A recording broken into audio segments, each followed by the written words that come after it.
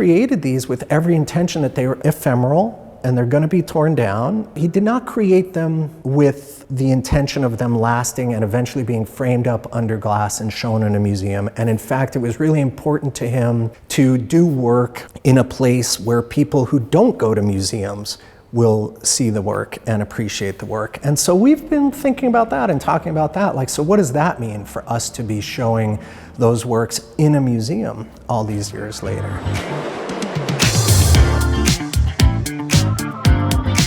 I think there's some interesting irony kind of about having this work here at the Brattleboro Museum and Art Center 40 years after it was created in New York City subway stations. Our museum is in a repurposed train station, so that's kind of cool that that's where the life of these artworks has taken them, is back into a train station.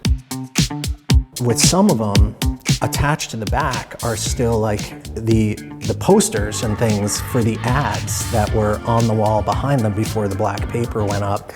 And so you can see like snippets of like movie posters and some other ads from the era. The iconic Keith Haring figures that we think of, barking dog, radiant baby, UFOs, dolphins, like they're all here.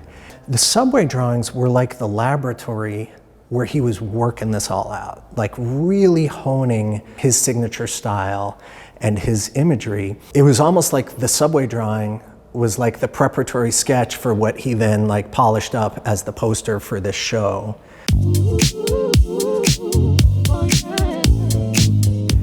I honestly believe that these works appearing in Brattleboro, Vermont, like sure, they're in our museum here, but they're in Brattleboro, Vermont, where the people who come to this museum are not just like art world people like, you know, you might expect in New York, or the people who go to galleries in New York.